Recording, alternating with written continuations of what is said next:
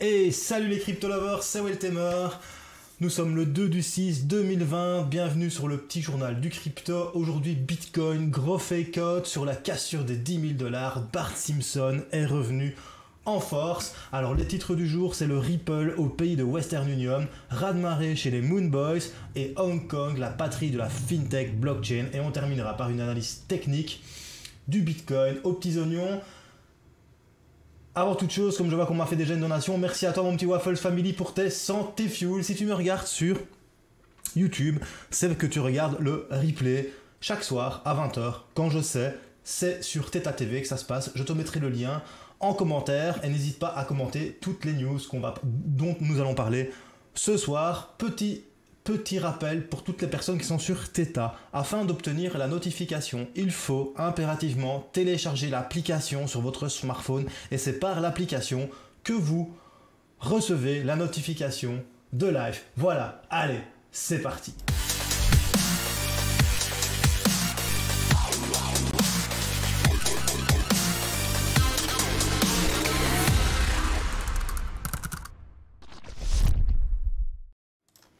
Voilà. Alors, avant toute chose, et comme bientôt 3 ans maintenant, on va dire bonjour à toutes les personnes qui sont sur le chat. Nous sommes déjà 21 et il y a 359 followers à la chaîne. Alors, on va commencer par dire bonjour à mon petit Lupus. Comment tu vas, bro? À Nactigal. Salut à Lolo1912. Salut à VS Versus, à Mister Problem, à la petite Eda Wang de mon cœur, à Waffle Family. Merci, bro. À Foupa14, à Score97, à Xuyenlin1. Will 239, salut à toutes les autres personnes qui vont nous rejoindre pendant le live et bonjour à toutes les personnes qui me regardent en différé sur YouTube.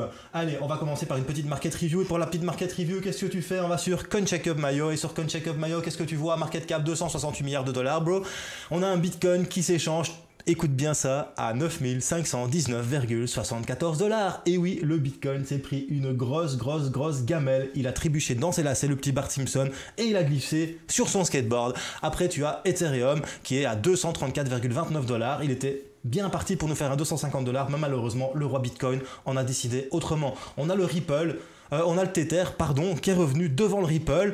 Et on a le petit Ripple qui est à 0,20 dollars.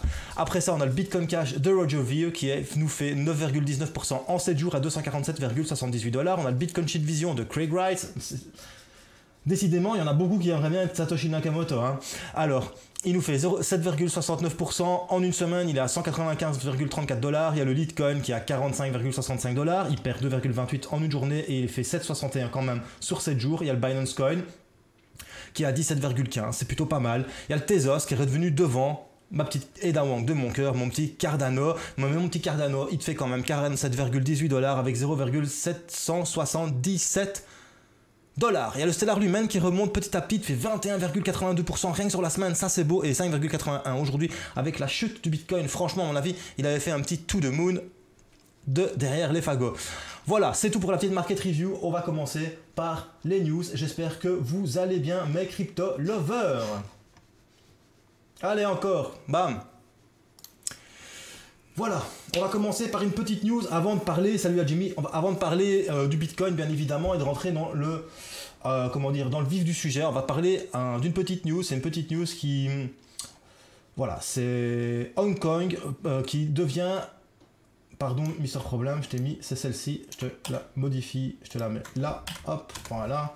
Donc c'est Hong Kong qui devient la patrie des fintech blockchain. C'est un article de CoinDesk. Les entreprises blockchain ont afflué à Hong Kong en 2019. Plus de sociétés blockchain, se sont encore mise à Hong Kong. Pourquoi?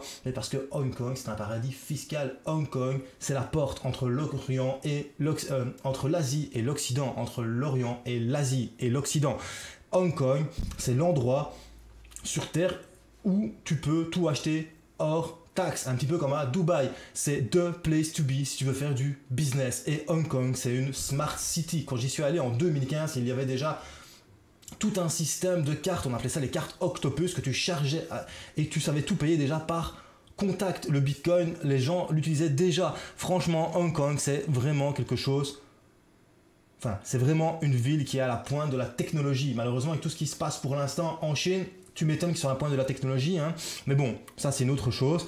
En tout cas, voilà, il y a beaucoup, 37% des sociétés, en tout cas, sont à Hong Kong pour la FinTech. Et je voulais juste en parler en premier, parce que justement, avec tout ce qui se passe à Hong Kong, c'est quand même une belle performance pour Hong Kong, qui est bientôt sous le joug communiste et autoritaire de la Chine, car ils ont voté une certaine loi qui fait que la démocratie à Hong Kong va vraiment prendre très fort. Donc voilà, c'était juste pour soutenir aussi un petit peu Hong Kong que j'avais envie de parler de cette petite news. Voilà, c'est une toute petite news avant de parler de la news qui vous importe tous, celle du Bitcoin et mon analyse technique sur le Bitcoin. Est-ce qu'il y a vraiment besoin d'en faire une? On verra ça tout à l'heure. Allez, après cette news-ci, on va...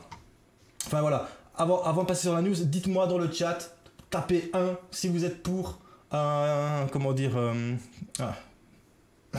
c'est pas maintenant, c'est après que je vais poser cette question. Désolé, je suis fatigué aujourd'hui. Donc voilà.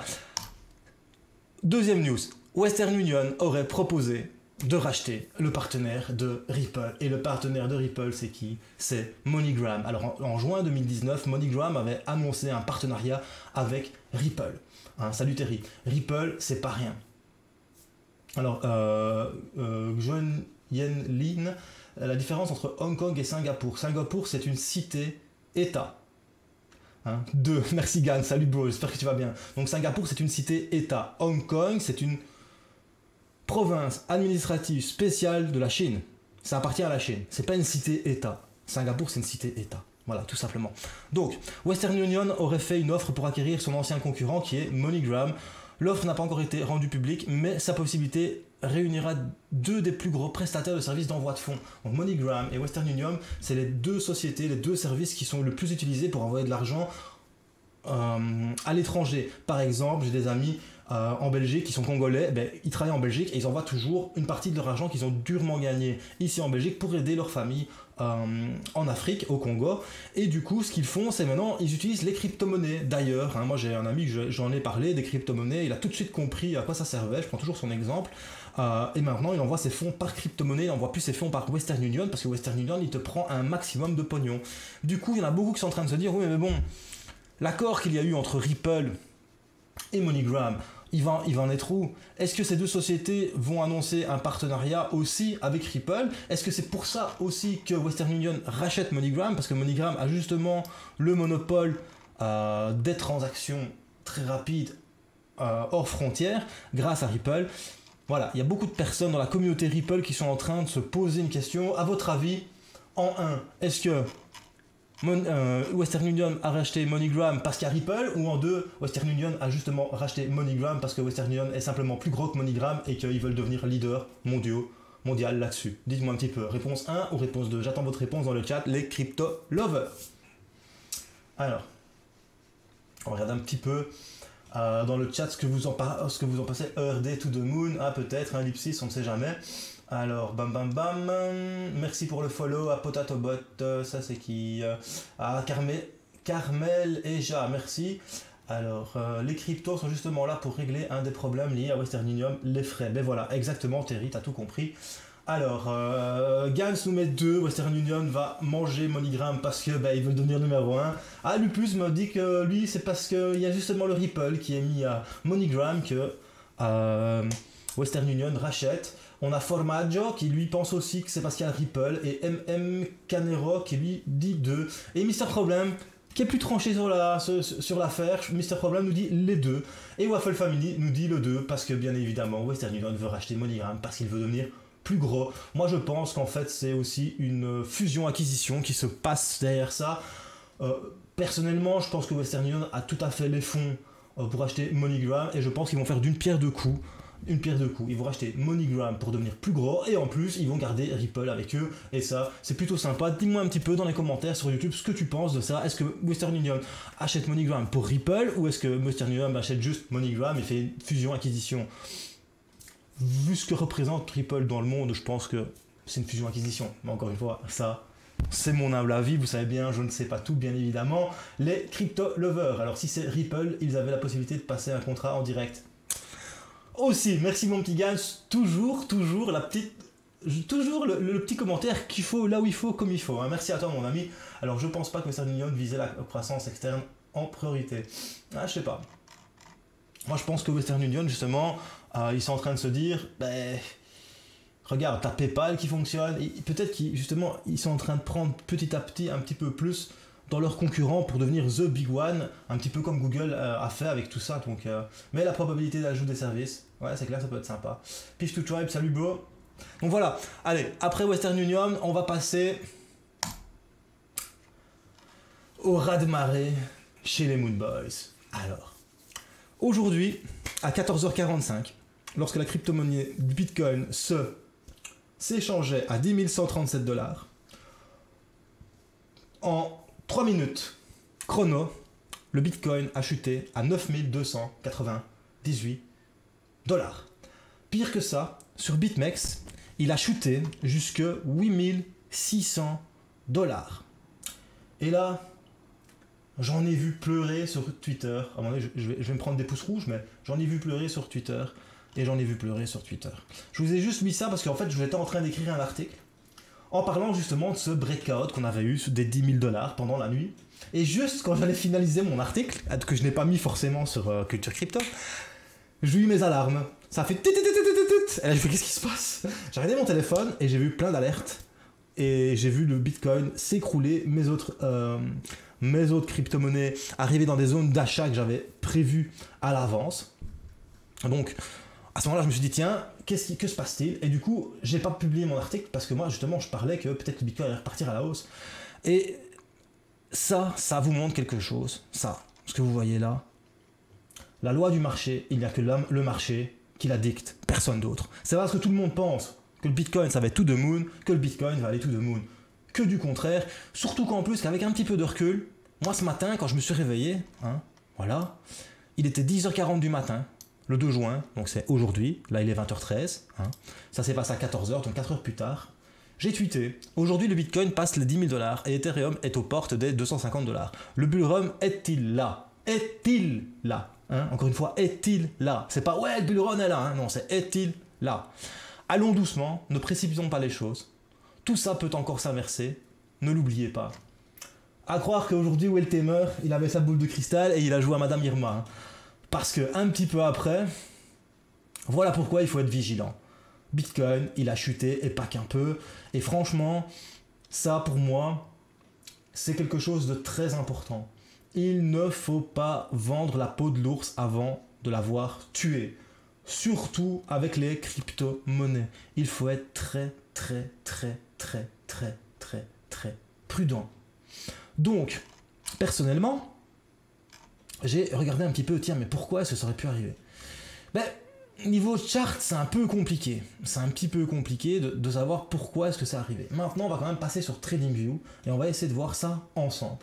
Déjà, que s'est-il passé? Et avant, je vais regarder un petit peu, vous, que pensez-vous? Dites-moi un peu, mais que pensez-vous? Quelle est, selon vous, la raison de cette chute du Bitcoin? En attendant, on va passer sur TradingView. Voilà, on est sur TradingView. Je vais regarder déjà un petit peu vos commentaires. Plus de 800 $, mais est-ce que c'est le moment d'investir temporairement pour gagner un peu? Alors, un Waffle, je vais te dire exactement ce que j'ai toujours dit. La première fois que j'ai investi dans le Bitcoin était à 1000 $. La première fois que j'ai entendu parler du Bitcoin, le Bitcoin était à 400 $. Et je me disais, c'est trop cher. Quand je l'ai acheté à 1000 $, je me disais, c'est trop cher. Quand il était à 20 000 $, je me suis dit, mais j'aurais dû en acheter bien plus à 1000 $. Voilà. En fait, tout dépend de toi. Tout dépend de ce que tu veux faire. Moi, c'est du long terme. Ceux que j'ai achetés à 1000 $, bah, ils ont déjà fait x9 en 3 ans. Trouver un actif financier qui fait du x9 en 3 ans, à part Apple, franchement, il n'y en a pas beaucoup. Donc je pense qu'il n'est jamais trop tard pour acheter du Bitcoin. Voilà. Le train, en fait, il est tellement long qu'il n'est pas encore passé devant les gens. C'est juste que ceux qui l'ont pris au début l'ont eu un prix bas. Mais pour l'instant, c'est les wagons à 9 000. Après, tu auras les wagons à 20 000, puis les wagons à 30 000. Voilà, c'est tout ça. Et peut-être qu'un jour, il ne faut pas oublier que le Bitcoin, c'est fini. Donc ça, encore une fois, c'est mon avou. La peau de l'ours, la peau du Beers, exactement mon petit Gann. C'est pour ça que j'ai dit ce petit, la peau de l'ours. Alors, on va quand même parler un petit peu du Bitcoin. Et j'ai cherché, je voulais savoir pourquoi est-ce que le Bitcoin avait chuté. Et j'ai enlevé Ishimoku. Parce que Ishimoku, c'est bien quand tu trades, mais sinon, ça pollue ton écran. Je vais enlever MACD. Voilà, carrément, hop. Et je vais juste laisser le chart. Et je vais vous mettre ici. Voilà. On est plus ou moins à 10 000 $. Hein? Alors, ici, nous sommes le 23 février 2020. Le 23 février 2020, nous avions entamé cette petite descente et le Bitcoin avait repris. Et pile poil là, aux 10 000 $, coup de massue, bam, ça a chuté. Et puis, il y a eu le coronavirus. Ça a chuté, donc on a touché les 20 000, ça a chuté, on était là. Ça a été, on a commencé à reprendre, et puis il y a eu le coronavirus. Et on a perdu 60% de capitalisation boursière. Alors, ce qu'on va faire maintenant, c'est que le truc du coronavirus, on va dire, il n'était pas là. Donc, ce qu'on voit ici, c'est une chute en très peu de temps, en 5 jours quand même, de 15%. Ok? Hop, puis le Bitcoin il a remonté, et il n'y a pas si longtemps que ça, il y a un mois plus ou moins, le 7 mai, on a à nouveau touché ces fameux 10 000 $. Et t'avais tout le monde qui était déjà to the moon, hein, les Moon Boys, ils avaient déjà mis leur casque, à mon avis spécé que ça fait des vocations, tu vois. Et qu'est-ce qui s'est passé? 3 jours, bam, moins 19%. Et là, j'en entends déjà beaucoup, j'en entendais énormément qui me disaient déjà ouais, c'est la fin du Bitcoin, c'est la fin du Bitcoin. Ah ouais, là aussi, j'ai oublié de le dire, c'est la fin du Bitcoin, c'est la fin du Bitcoin. Perso, j'en ai acheté à 3009. Content. Ça continue de monter, ça chute. Bah écoute, moi je rachète. Hein. Et là, ça remonte. On effleure les 10 000 à 9 900 $. Souvenez-vous, là et là. Double top. Hop. Ça, si vous voulez, on peut le voir en H12. Ah non, on peut pas parce que je paye plus. Ah mais oui, hein, je paye plus. Ouais, non, je paye plus. J'ai dit je paye plus, donc voilà. Donc, le double top, on le voit ici. Un top, deux tops. Hein, ça, c'est ce qu'on appelle un double top. Et les machins en M, en W, c'est juste double bottom et double top. Voilà, ça, c'est un double top. Ça s'appelle un double top. Voilà. Donc là, on a un double top. Conclusion, ben, normalement, on a une correction qui vient chercher là. On a une correction plus violente. Pardon, ici. On a eu la correction qui est revenue comme ça. Puis on a eu ça. Et puis c'est reparti encore. Et là, on a eu la fameuse annonce hier, qui même moi je suis rentré dans le panneau, hein, je suis vraiment rentré dans le panneau, moi aussi. Mais on a eu quand même cette fameuse annonce de plan B, qui nous disait, les gars, il y a mon indicateur magique, Stock and Flow, qui dit que le point rouge est arrivé. Et avec ce point rouge là, on va atteindre 200 000 $. Et tout le monde y a cru. Et à mon avis, derrière, il y a un whale qui s'est dit, et je vais te le montrer. Hein. Voilà. Et ce qu'on va rajouter, c'est le volume. Hop, on fait ça. On va dans les... Ici, on met favori, volume. Et là, il y a un petit malin. Il s'est dit, tu sais quoi, moi je vais acheter en 3-4 fois du volume de cochon. Et je vais faire pumper. Et il a fait pumper. Et derrière, ça a comment... Il a certainement acheté là, il a commencé à continuer à acheter, puis il a recommencé à refaire vendre. Puis ça s'est stabilisé. Et t'as tout le monde qui a cru au bull flag. T'as tout le monde qui s'est dit ça va. En fait, lui il a acheté ça, il s'est fait monter, et puis t'as les autres qui sont venus derrière. Toi, moi, le commun des mortels. Mais ça c'est Noël pour moi. Pour moi, hein, encore une fois c'est Noël. Pour moi. Les gars, vous savez bien, moi j'ai pas la science infuse. Hein. Par contre, si je regarde mon volume, tout ce que je vois, c'est que là il y a eu 2 940 000 achetés. Là, 1 169 000 achetés. C'est pas rien, tu vois. Et puis, ici, je pense qu'il y a eu des opérateurs normaux, comme toi, comme moi, qui ont acheté. Et puis ça s'est stabilisé parce qu'il a commencé à vendre, lui, la whale. Forcément. Il a vendu peut-être cette partie-ci. Et c'est revenu là. Et on a touché un petit bas, et puis c'est remonté. Et puis ça a stabilisé, et c'est resté vraiment dans un mouchoir de poche. Et après, quand il a vu qu'il n'y avait plus personne qui achetait, il s'est dit, moi je vais dumper. Et le truc, c'est ce qui s'est passé, c'est que sur BitMEX, c'est arrivé.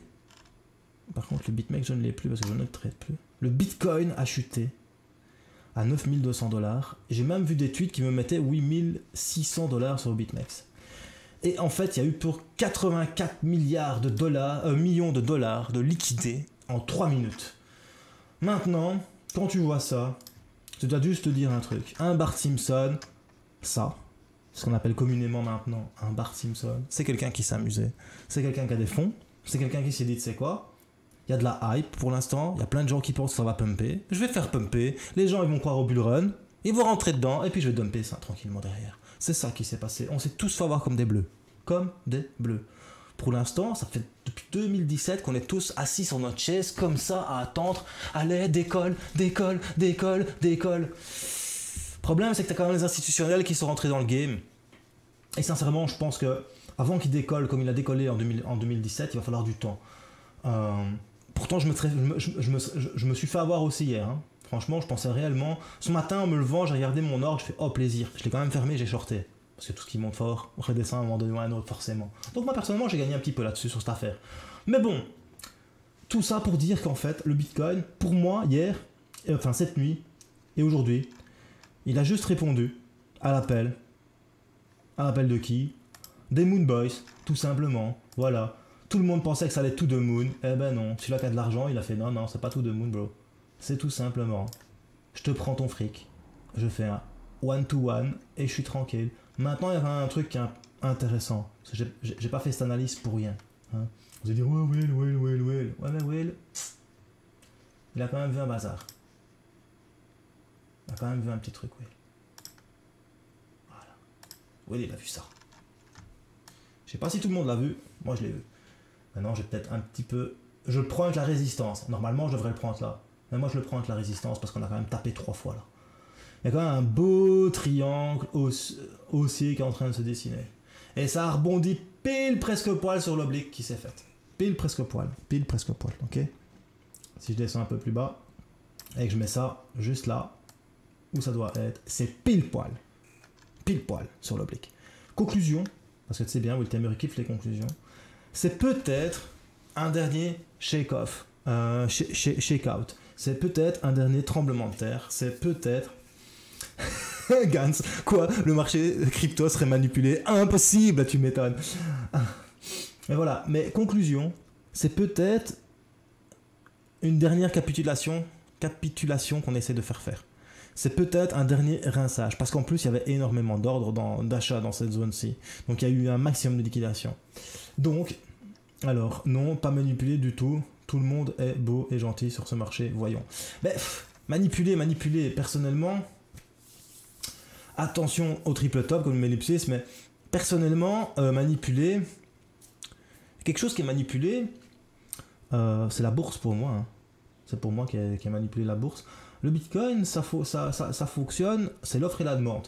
Le problème, c'est qu'il y en a qui ont beaucoup plus de poids que d'autres avec le Bitcoin. Il y en a dans des centaines de milliers de Bitcoins. Alors eux, quand ils veulent faire monter le cours, ils savent le faire. Et quand ils veulent le faire descendre, ils savent le faire. Mais ça ne veut pas dire qu'ils le manipulent. Ça veut dire simplement qu'eux, ils ont un poids plus important que d'autres sur le marché.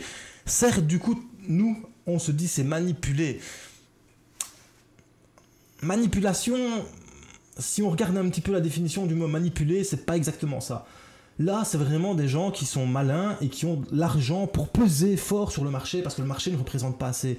Maintenant, le problème qu'il y a avec ça, c'est que plus le Bitcoin va avoir d'argent, plus les gros whales vont pouvoir manipuler, encore une fois, je mets entre guillemets ce mot manipuler, le marché. En tout cas, voilà. Ce qui peut se passer, c'est 2 possibilités. Alors, comme le met Ellipsis, il y a un triple top. Un triple top, ça pue la mort. Hein. Un triple top, ça peut rechuter. Voilà, c'est ce que j'avais dit. Comme nous met Gans, c'est un régal pour les market makers, sachant que c'est pas régulé. Exactement, c'est pas régulé.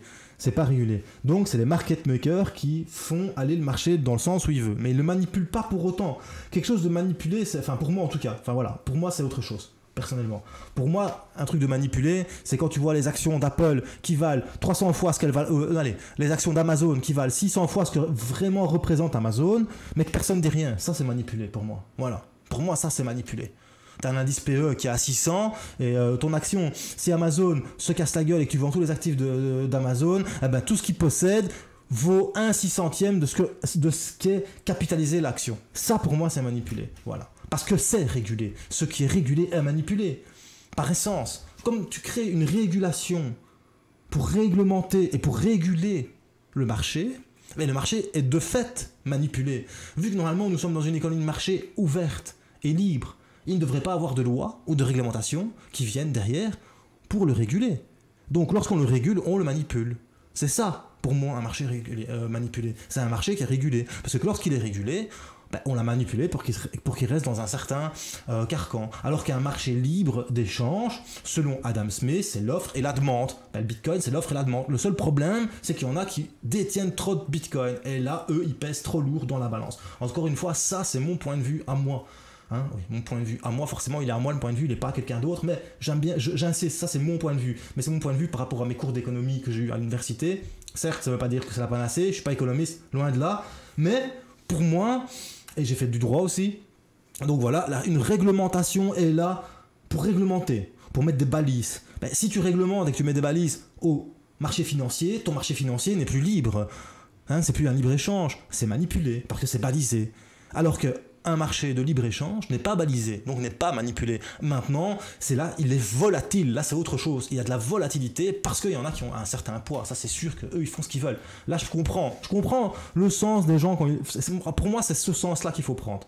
Quand on dit manipuler le marché des cryptos, c'est plus, en tout cas ça c'est mon point de vue, encore une fois c'est mon point de vue, dites-moi un peu ce que vous en pensez vous dans les commentaires, ça m'intéresse vraiment, parce que bien évidemment, j'ai pas la science infuse, mais mon point de vue c'est vraiment, il y a des personnes qui pèsent beaucoup, il y a des personnes qui pèsent beaucoup et il y en a que forcément ils manipulent les CME avec le Bitcoin, ça j'en suis certain, parce que eux ils parient à la baisse au CME, 2 jours avant la clôture ils dumpent le Bitcoin et du coup CME, ils gagnent sur le Bitcoin et ils gagnent sur le CME. Ça c'est de la manipulation des cours normaux. Donc voilà, pour moi tout est différent. Alors salut Will, salut à tous en direct de Drive McDo. Ouh, ça c'est le truc, le Drive McDonald's. Ouf, encore heureux. Et ça va, ça a été Martial, t'as suivi sur ton McDonald's pendant autant de temps. Enfin voilà, encore une fois, ça n'est que mon point de vue. Hein. La manipulation, c'est la régulation. La non-régulation, c'est la non-manipulation, mais par contre, c'est la porte ouverte aux market makers comme nous met Gans. Et bien évidemment, les market makers ont un poids que toi, moi, nous n'avons pas. Voilà, en tout cas, voilà, mon Bitcoin, je vais le garder comme ça, mon petit triangle. Je suis curieux de voir ce qui va se passer. Moi, je pense qu'il y a possibilité qu'on casse vers le dessus. Encore une fois, ça... c'est mon point de vue, les gars. Et on est 26 ce soir, ça fait plaisir. Et 360 abonnés, ça fait plaisir, ça fait plaisir. En fait, je me demande si les whales ne participent pas plus à la stabilisation du cours qu'à sa volatilité. Je suis tout à fait d'accord avec toi, parce que les whales, ils gardent le Bitcoin. Moi, je pense pas que les whales vont vendre le Bitcoin. La volatilité du Bitcoin, c'est les contrats à terme de BitMEX. Pour moi, c'est ça. C'est tout ce qui est contrat à terme, tout ce qui est futur. Pas les trucs CME, hein, rien à voir. Les CME, c'est pas le vrai Bitcoin. Mais les contrats futurs de BitMEX, ça défonce toute la volatilité du Bitcoin. Ça, c'est mon point de vue. Moi, je pense que c'est manipulé car les exchanges savent où sont les stops. Ouais, peut-être. Je suis venu avec mon pote Bart Simpson. Ah, ben ça va. Aïe caramba. Martial, je suis dans la queue, j'en peux plus d'attendre pour mon Big Mac. Écoute, bon Big Mac, un mec, à mon avis, il vaut de l'argent, lui. Hein. Donc, facile pour eux de liquider un max de traders. Ce qu'ils ont fait hier soir, liquidation BIR puis Bulls aujourd'hui. Ouais, peut-être. Peut-être, c'est aussi, écoute, je peux pas te dire non, je peux pas te dire oui, parce que là-dessus, c'est que la spéculation, spéculer, ça dit bien ce que c'est, on spécule. Donc voilà. Alors, Bull Trap incoming, peut-être. Ou Bear Trap incoming peut-être aussi.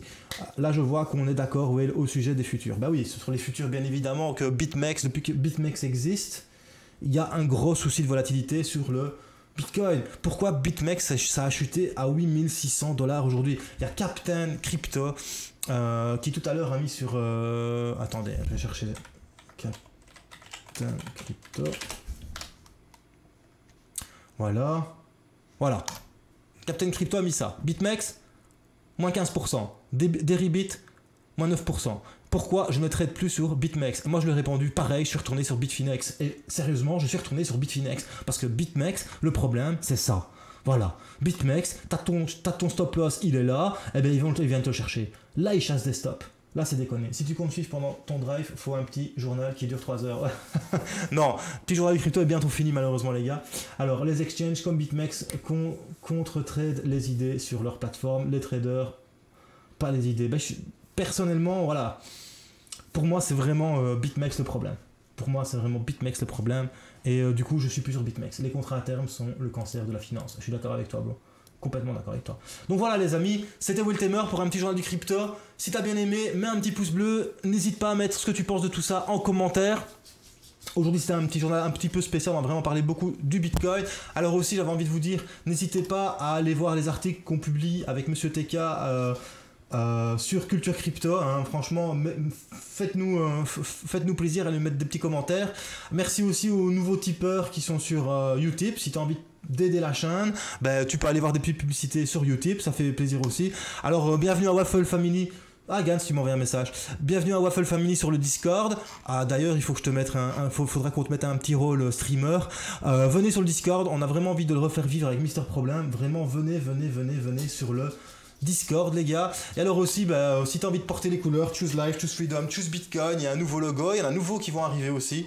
Il y a aussi Crypto Lover et il y a l'ancien Choose Life, Choose Freedom, Choose Bitcoin pour soutenir la chaîne, pour soutenir notre travail. Voilà. N'hésitez pas à mettre des commentaires en dessous de la vidéo, les gars. Franchement, ça fait super plaisir quand on a des commentaires. C'était Will Tamer. Je vous donne rendez-vous, pas demain, parce que demain, je travaille jusqu'à 20h, donc ce sera pas possible pour moi. Mais je vous donne rendez-vous après-demain pour un petit journal du crypto en live sur Theta TV à 20h. Merci à tous et surtout, n'oublie pas, choose life, choose freedom et choose Bitcoin. Peace, my bro. Et n'oublie pas, la culture, elle est bien évidemment crypto. Merci à tous. Passez une bonne fin de soirée.